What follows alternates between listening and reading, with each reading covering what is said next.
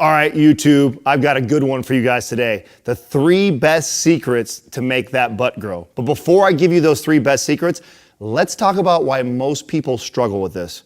Now, I've been training clients for well over 15 years, so I've had hundreds of clients come to me looking to build a better butt. Super common, but let's talk about why they struggle. Most people know what exercises to do to hit your butt. They're all over the internet. If you Google butt exercises, you'll get a plethora of all these different movements. But why are we still struggling with building this muscle? There's a couple different reasons why. The main one is we have a neurological disconnect. What does that mean? Almost everybody suffers from some sort of what we call lower cross syndrome. So what lower cross syndrome looks like, and I'm gonna exaggerate this so you kind of get an idea what this looks like. It's where we walk around like this. We stick our butts out like that. And everybody's got a little bit of that. Most people have quite a bit. And what that does, okay, so if you pay attention, if my pelvis, okay, starts to rotate out this way, right? What ends up happening is I put a lot of my weight over on my quads and my hip flexors, so they become very dominant. They take over when I walk, when I move, and when I squat and I do exercises that my glutes should. Your glutes are part of the posterior chain, so the back side, and that should be the prime mover when we do these exercises. But when we've trained our body to use its quads and hip flexors and all these movements, and then you go over to do these exercises, they're still gonna take over. So what we need to do is we first need to fix the neurological disconnect, right? We need to get reconnected with our butt before we can expect it to grow. So that's the first big mistake. The other big mistake that people make is they think that lifting lots of repetitions that make the butt feel like it's burning is gonna help it grow.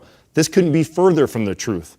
Just like if a guy was trying to build his bicep or build his chest, lifting heavy weight is actually what's gonna really stimulate your muscle to grow, especially if you're someone that's been doing a lot of reps. Now, if you're somebody who lifts strongman type lifts and you always lift 1 to 3 to 5 repetitions, this may not be as beneficial to you. But most people that I've ever trained that were trying to build their butt, they were doing high repetitions, supersets, back to back of all these isolating movements to isolate the butt. The isolating butt movements are good to prime the butt, but they're not ideal to build the butt. So hang in there all the way till the end of the video, because at the end of the video, I'm gonna give you guys the exact prescription of how many reps and sets to do before you guys get to the actual workouts. But let's address these 3 prime movements that I absolutely love. All right, the 3 movements I'm gonna show you guys right here, none of them are revolutionary, none of these movements are brand new, but it's how you do them that are extremely important. So pay attention. The intent is everything, especially when we're talking about a poor neurological connection, because what's gonna happen if you just go through the movements and you don't pay attention to what we're doing, then what will happen is your body will always go to the default patterns. It will start to use the muscles, like we were talking about earlier, in your quads, your hip flexors, and they'll take over the movement because they are still part of the movement. And with most people, it's dominant, but it shouldn't be dominant. The glute should be. So I'm gonna show you a floor bridge, but pay close attention to a couple things. So this is a floor bridge. We want our knees bent at about a 90-degree angle, our feet about shoulder width apart. Then I wanna lie all the way back. I wanna tuck my chin down. The biggest key right here, pay attention. Right here on my low back, most all of us will have a slight anterior pelvic tilt like we talked about earlier, okay? And there's gonna be this gap. I can actually reach my hand underneath there because I actually suffer from this and have to work on this all the time.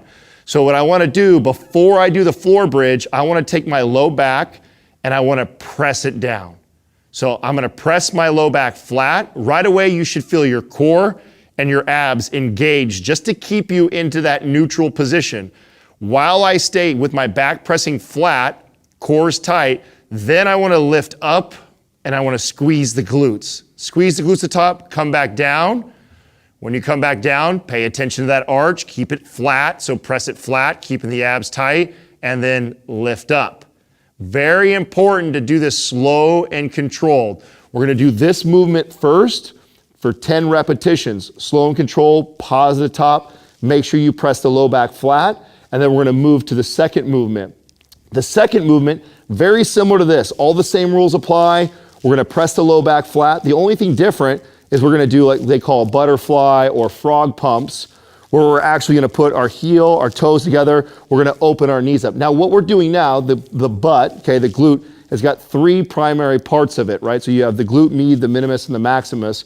By us opening the knees up, we're gonna start to engage the glute med, which is the outside, which gives you that shape of the butt like this, right? So everybody, you don't want just a butt that is nice and round in the back. You also wanna be able to kind of see it from the front side, kind of get it on the side like that. That's the glute med that looks that way. We wanna get that activated since that's an area that a lot of people are disconnected because a lot of people pronate in their feet, which internally rotates the femur, which basically shuts off that glute med. That glute med is responsible for externally rotating, which very few people actually have that problem. It is, some do, but very few people have that. So most people have a hard time connecting to the glute med, which is also why they feel this exercise so much. So just because you feel this exercise like crazy doesn't necessarily mean that it's going to build a great butt. What it's helping us do and why it's a great move, it's helping us get reconnected to that part of your your butt, before we move on to the movement that's really gonna grow that butt. So,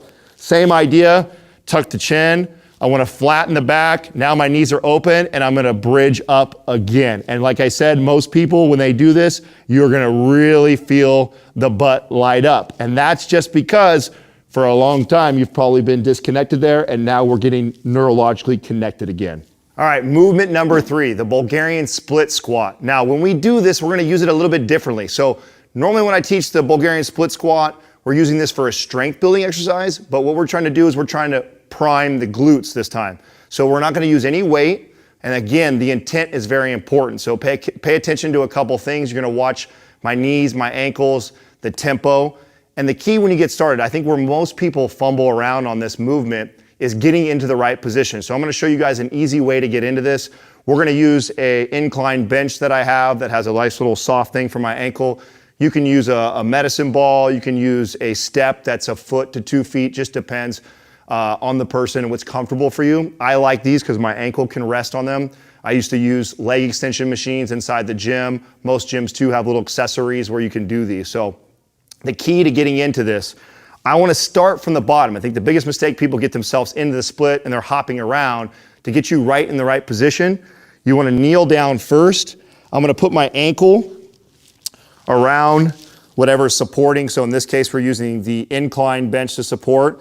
Then I wanna get my lead foot out in front of me. So I should be able to look down and see that my knee is not way over my toe to start off with, but then I don't want it all the way back to where when I come out of this, my ankle is gonna come off the ground. So I want about a 90-degree bend.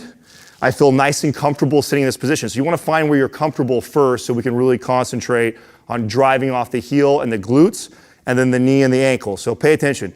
Most people, when they come out of this, right away, the first thing that's gonna happen is the knee's gonna wanna collapse in. And that's because most people have an issue with pronating of the feet. When the feet pronate in, then the femur internally rotates, and then now this drops in. Now what sucks about this is that shuts off the glute med. We're trying to build a butt, right? We wanna have a good, we want our glute med activated. So we wanna make sure that we keep the knee open. Okay, so when you come up, right away, I'm already thinking about keeping the knee out. As I come down, nice and slow and controlled, keeping the knee pushed out, not allowing it to collapse in. And you'll feel, if you let it collapse in, right away, you'll feel that on the hip flexor, versus when I push the knee out, I can feel that glute med kicking in. And nice and slow and controlled. It's not about how many repetitions. This is not about how much heavy weight we can do. Even if you can do a lot of weight doing this, we're just trying to get neurologically connected to those glutes before we go do the real moves that are gonna grow the glutes. All right, the 3 movements that I taught you guys. Couple things. 1, it's not about lifting heavy. 2, the intent of the movement, what we're focusing on while we do the movement. And 3, you don't want to fatigue the muscle. This is probably the biggest mistake that I see girls doing inside the gym is they're doing glute kicks like crazy, they're pumping like crazy, high repetitions. The body gets adapted to that very quick. It's not going to build a lot of muscle. You start flirting with more aerobic than anaerobic. And if we want to build the glute, it is a muscle, so we want to do a lot of strength building exercises to grow the butt. So the 3 moves I just gave you, these aren't exercises for you to fatigue on. These are exercises to help get you neurologically connected, and then you're gonna do the moves that really grow the butt, which refer to our other videos that we have on here. We have a ton of videos for your butt, but you'll see us talking about squats, all the different variations, deadlifting, all the different variations, good mornings. Those are the type of good movements that are really gonna grow your butt. But this is a great way to prime your butt before you go into the glute exercises. So you guys will see in the comments below, I'm gonna show you guys how many repetitions. So each exercise we just did, we'll do one after another, no rest in between, 5 to 10 repetitions on each side. So the Bulgarian Split Squat, we do your right leg and your left leg. So I wanna do 5 to 10 reps on each side. With the floor bridges, we want 10 and 10 of each. I'm gonna do that for one round, and then I'm gonna go do a big compound lift. So right after I would do those 3 movements, I'd give myself about a minute to 90-second rest, and then I'm gonna go right into my barbell squats. Again, after I do that one round, then I rest completely, go back to those movements again until you start to feel the connection. If you do a really good job, after your first, second, or third set of leg exercises that you're doing, you'll really start to feel the glutes kick in. Listen, if this video helps you guys out, make sure you guys like, subscribe, and share.